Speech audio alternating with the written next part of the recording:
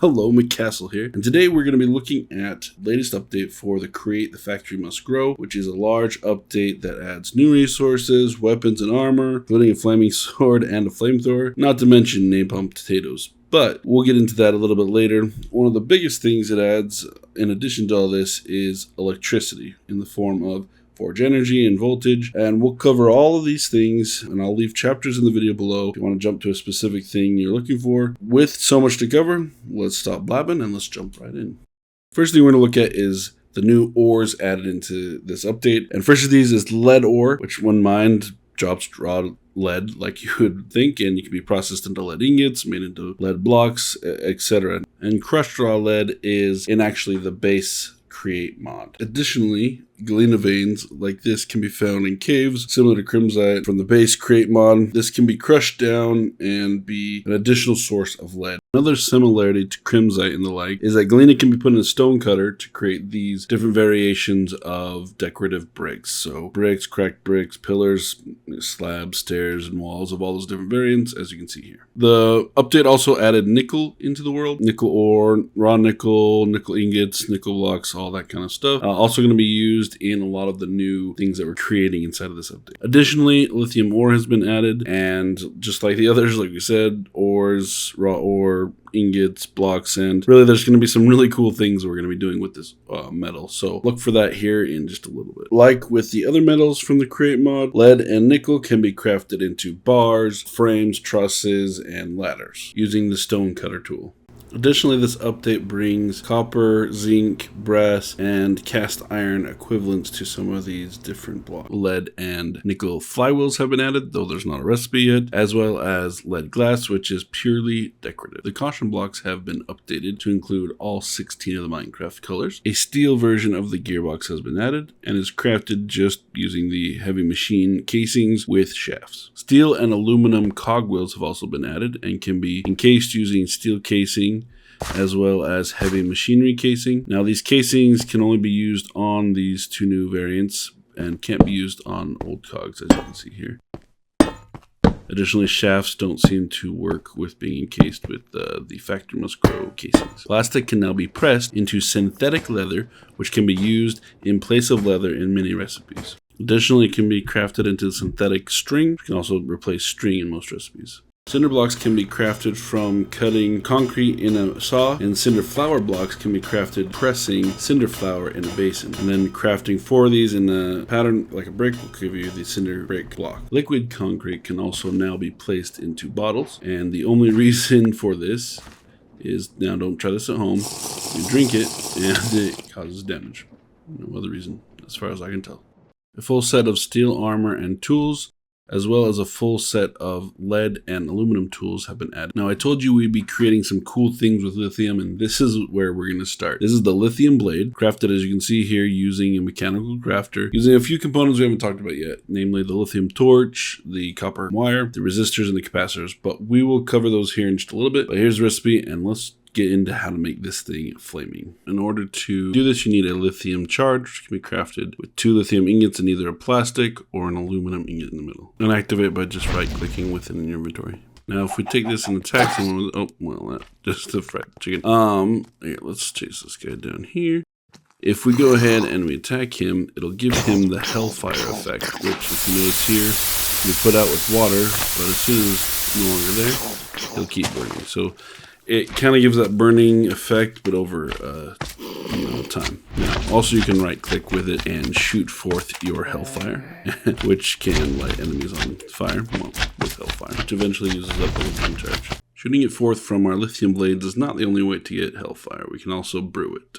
To do so, you simply need to put a lithium ingot in with a awkward potion and a mixer, and you will get a potion of Hellfire, which bottles can then be filled using a spout. Unlike regular potions, can then be brewed in a brewing stand to make splash potions, lingering potions, and whatnot, or in the Create fashion using the mixer. Now, like with other potions, making into a lingering potion, you can then apply that lingering potion to arrows, which gives you the Hellfire arrows, which you can then rain down on your enemies via bow or dispenser. Next, we're going to be taking a look at the Lithium Torch, which is super helpful. So it's crafted with 1 lithium ingot and 1 aluminum ingot like this. Now, it can be hung upside down, which is very useful, or on the wall, just like a normal torch. Additionally, this is where it really comes in handy, is it can be done underwater, which is super helpful, especially when exploring those water caves for all those resources. Next, let's take a look at the Explodie Fun things added in the mod, starting with the pipe bomb, which is crafted with steel pipe and 4 gunpowder, as you might assume. Now, to use this, all you have to do is right-click and throw it, which causes an explosion that doesn't break blocks, but hurts entities. As we can see with this creeper. There we go. And 2 of them will take out a creeper. The next Explodie Fun thing involves napalm and potatoes. If we just sploosh some napalm on those potatoes, you're going to get the napalm potato. Now, you can't just use any old potato cannon to launch that. You're going to need an advanced potato cannon, which is crafted using the mechanical crafters in this configuration. Now, just like the regular potato cannon, if you have a back tank on, it won't use durability up, but use the pressure from the back tank. So let's see what these bad boys do. So if we come here and launch a napalm potato, you see that it breaks blocks as well as spurting forth the kind of napalm spreading fire. Now, if that wasn't enough fiery fun for you, we have the flamethrower, which is crafted just like this here. Again, using the mechanical crafters. Now, to load this up with fuel, you just right-click on a fuel tank with different fuels in it. In this case, napalm. You see we can spew forth lots of fire, which is a ton of fun. This is especially great for those of us who just love to watch the world burn. So these are the different fuels that are able to be used with the flamethrower. We've got gasoline, diesel, kerosene, naphtha, LPG, napalm, and molten slag. And they each have different kind of properties when you use it. So if we use the gasoline here, you see it has a spread of 15, speed of 1, amount of 3, and then color is just the bar that runs across the bottom there, right? So, and I'm not going to run through all of them, but you can see here, as I load each of these different flamethrowers, the bar indicates which fuel is in it, which is extremely helpful. I'll go ahead and put that chart back on here as we go through, and I'll just highlight which one we're showing. Here's the spread for diesel, kerosene, naphtha, LPG, napalm, as we saw before, and maybe my favorite, molten slag. Next, we're going to look at the Firebox. Now, the Firebox is essentially a mechanical blaze burner, crafted with brass. So my original idea was, oh, you can, make brass and all that kind of stuff without having to go to the nether. Fortunately, it requires brass, so it's actually more of a later game type of replacement for it. Now, how does this work? So basically, you take fuel, you input it through one of the sides. I think you can take it from any side or the bottom. And then you also need to export out carbon dioxide, which builds up. Come in here. You can see that just like a blaze burner, it is working. Any use that you need a blaze burner for, you should be able to use the Firebox, at least the vanilla stuff. Now, there are 3 fuels that work. It's the kerosene, diesel, and LPG, the later being gas, which we're going to look at how to get gases into buckets here in a second. In the very latest version, they also added these smokestacks. Now, there's 3 versions: brick, metal, and concrete. And you can, again, we'll briefly look at the recipes, and you can look them up in JEI for more details. But it's essentially this industrial pipe with either bricks, steel, or concrete. Now, to show this working, so essentially what these do is they act as these exhausts, but a lot larger capacity. So 800 millibuckets per block, and these can be multi-block structures, right? So I can come and add on as much as I want, and each of these blocks can hold essentially 8 buckets of carbon dioxide, right? Here I've shown that you can use them for a steam engine. I've got pipes going to all of them. I left the center one out because you need an in and an out, and actually, as I'm realizing this, I only have out for these quarter ones, so they're not actually working. So this exact setup I have here obviously wouldn't work for 8. It only works for 4. I'll tweak this later and fix it But for this purpose, it works. So if you see here, we've got fuel going in. It's going to these 4, not the corners, oops. And then I've got these exhaust coming out. And they're just going into these 3 smokestacks. Mostly because I was finding that just one was filling up. Now it seems to be working fine, so I don't know. Yeah, it works just like a regular steam engine. And as you can see here, again, the top one outputs. These are the ones additionally build up. So if I came in here, I get rid of this one, you'd see that this top one would fill up because I've got too much going into it at once, and then we'd start seeing this one fill up and whatever, and that's why I built additional ones here. The nice thing about this though is you can have multiple outputs go into one stack or multiple stacks. So if you have several machines or engines that require a CO2 exhaust, you can exhaust them out of a multi-block structure. And the carbon dioxide will always move up to the top one and exit out of that one or until that one's full or whatever. Additionally, the firebox puts off twice as much heat as a blaze burner. We'll take a look at that here in a second. But another thing to note is that it does not allow for superheating. So if you have anything that requires a superheated blaze, this is not going to work for you. You still actually need the blaze burners for that. So it doesn't completely replace the blaze burner. Now, to show off the other point about it doubling, we've got 4 blaze burners here. As you can see, we've got 4 lines of heat. Now, if we were to use the superheated, we have 8 lines of heat. Now, with just 2 fireboxes here, I've got the input and outputs in these spots here.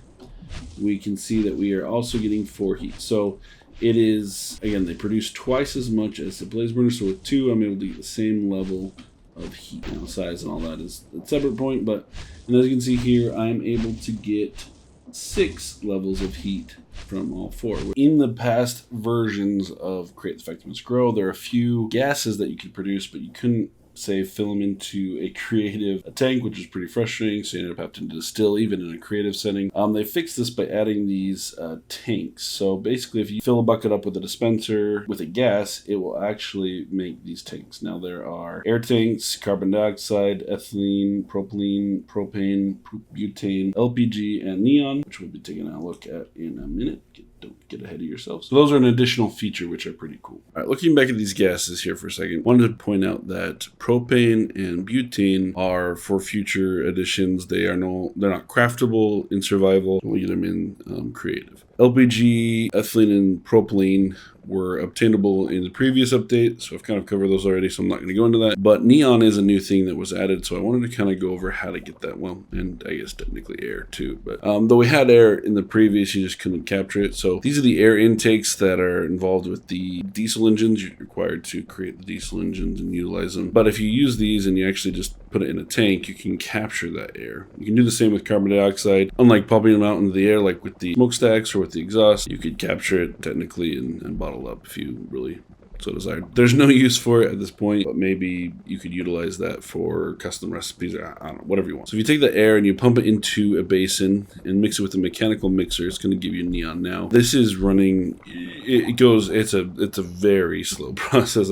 I've had this going for about 4 or 5 minutes now, and I've only gotten 36 millibuckets. So you're going to want maybe even a couple of these mixers set up. So yeah, that's how you produce neon. Now we're going to need that neon in order to create the neon tube. We're going to be looking at here actually in just a second. Next, we're going to go over the last of the crafting components. So we have copper cable, which is just some copper wire stick in either plastic or leather. Now this is going to be used in a lot of different recipes, so it's important. To get the copper wire, you can just run a copper ingot through stone cutter or the mechanical saw. Same with the aluminum wire, but there are no recipes that currently use this, so I don't know if that's for a future plan or not. Next, let's take a look at sulfuric acid. I don't know if this, I'm assuming that hurts you. Here, let's go to survival and see what happens here. Oh yeah, so that hurts you if you go in it, which makes sense. And you can put it in a bottle and drink it if you so want to, but oh, that really does not, that's not good. Don't drink sulfuric acid. That's a bad plan. Don't do that. Ooh, okay. 1 bucket of milk later, we're a lot better. Now, sulfuric acid is created by mixing sulfur dust, nitrate dust, which you get from crushing up dirt, water in a mechanical mixer, and that's how you get sulfuric acid. Now, you're going to use the sulfuric acid in order to make zinc sulfate and copper sulfate. So if I take and drop copper in there, see it uses up half a bucket. I'm going to do the same with zinc. There, I've got my copper and my zinc. So now we're going to be using those to make batteries later. We'll take a look at those.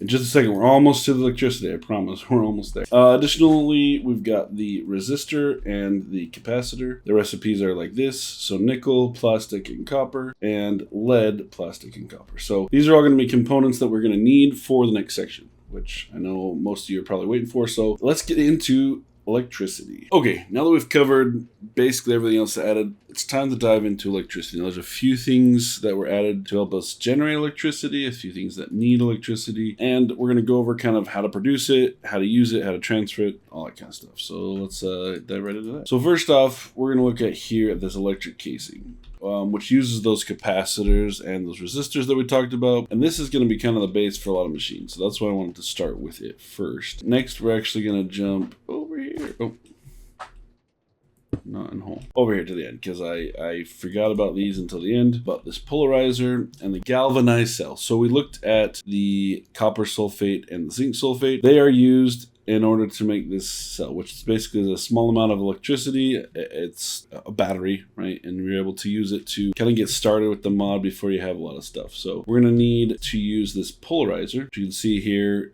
isn't terribly complicated and doesn't use any parts that need electricity, right? So we can take and we can, when you first craft these, they have their charge to them. So now we've got our polarizer powered using our galvanic cell. We're just going to take and we're going to place, cannot place it. Ignore the iron. I wasn't trying iron. I don't know what you're talking about.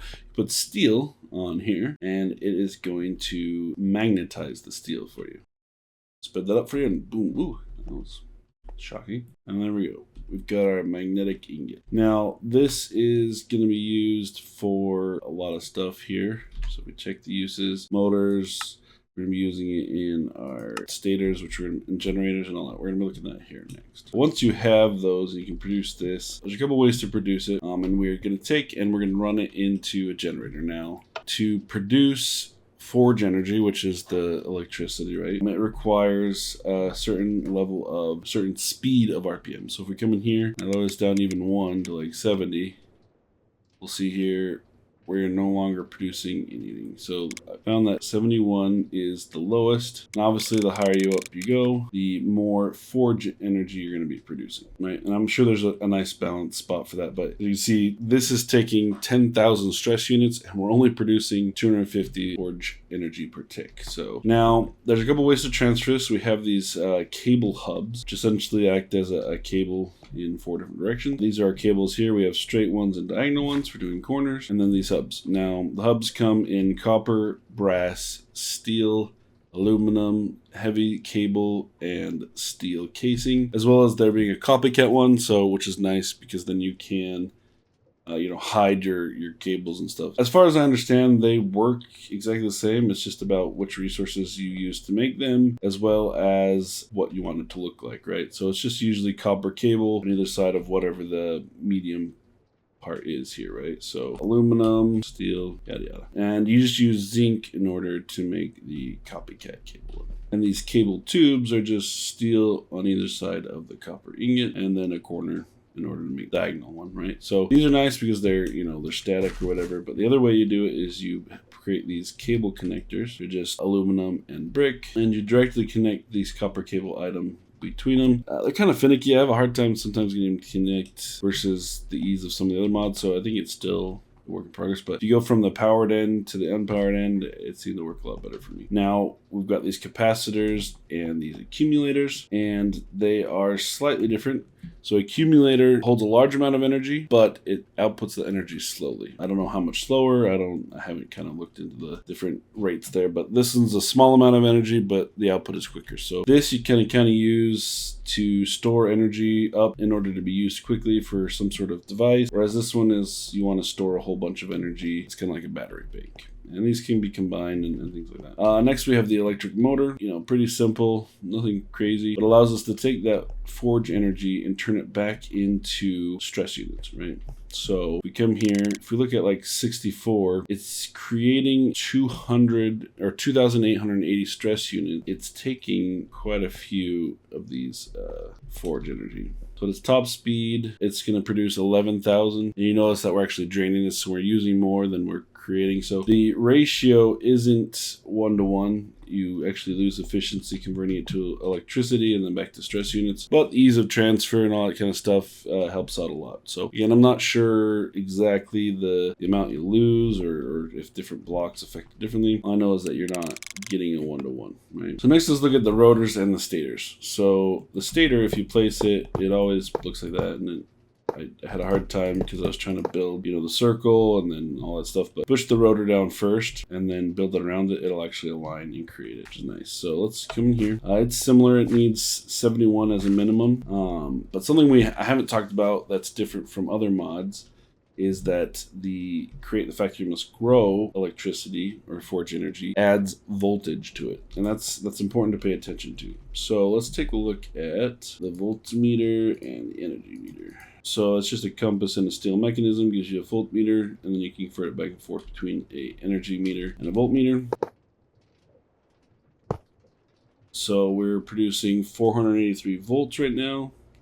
So it says there's no energy, but that's because it's all coming over here. If I turn this on, so that's the other thing with the cable hubs, is you can actually apply a redstone signal to it and it'll stop transferring energy. So that's nice. So now you can see no energy is actually going through this stator block because it's all coming over and out through here. But our voltage, you can see here, is 500 volts. Now, as we increase this, so if I go up to 72, you'll see we went up to 500. Now, these can go up to 1,000 volts, though even though this will only show this.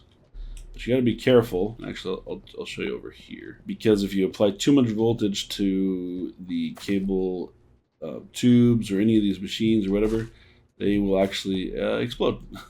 So let's see that. So another thing here is these can stack. So as you can see here, I'm placing these down.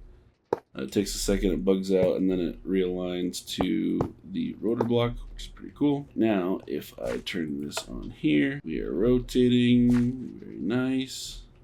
They're all geared together. And I've got a resistor here. So the resistor, what it does is it changes the voltage, and you can control it here. Whatever voltage is coming in, you can change it from 0 up to 250. Now, I believe the voltage needs to be higher than what you're turning it down to. Otherwise, it'll only allow what's coming through. So say I'm allowing 250, but this is only bringing in 50 voltage. You'll just get 50 voltage through. It's not going to up the voltage for you. We're going to look at transformers over there to do that. So all this does is it'll reduce whatever the voltage is, and that's useful for a few things we're gonna look at here. But real quick, I've got this at 74. If I crank this up,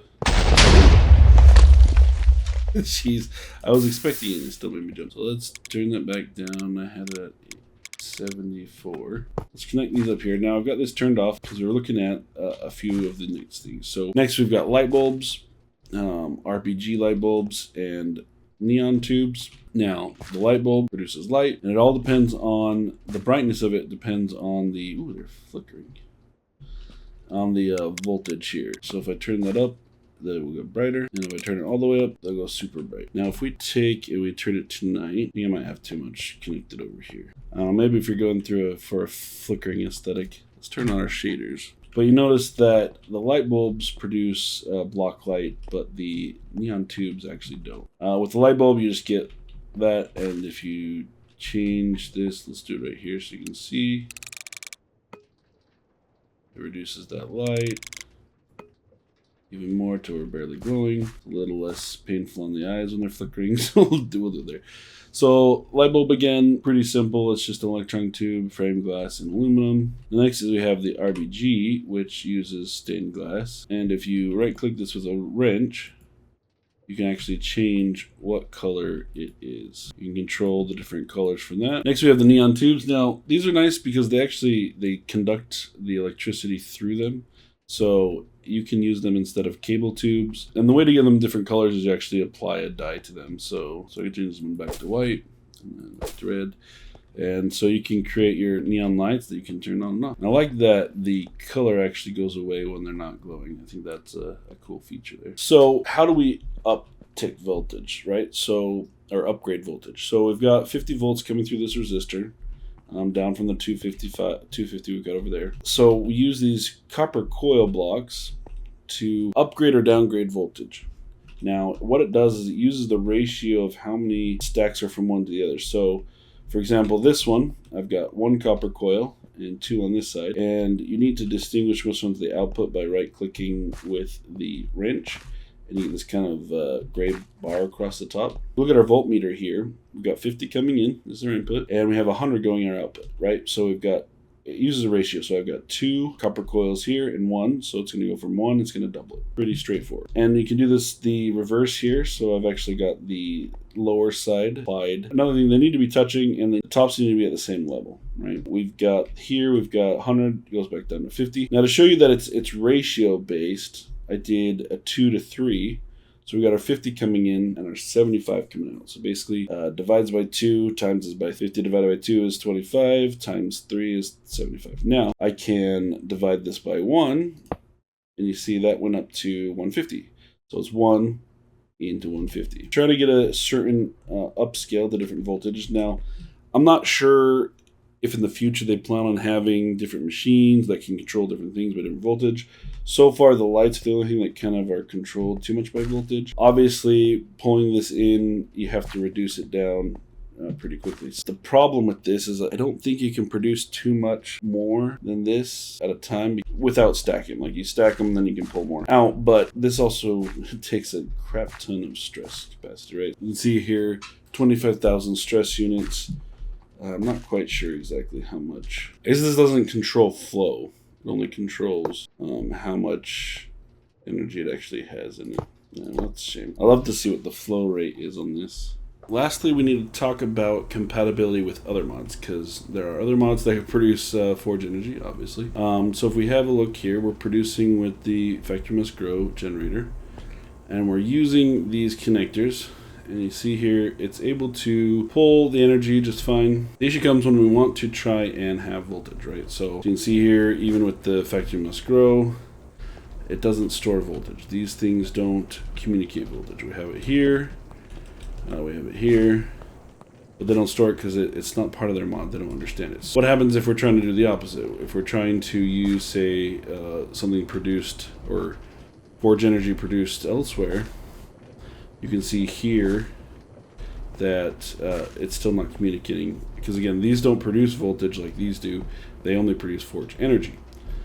So there's a block called the converter, which allows us to add voltage basically. So if we've got the generator here, we're moving everything with creates craft and addition.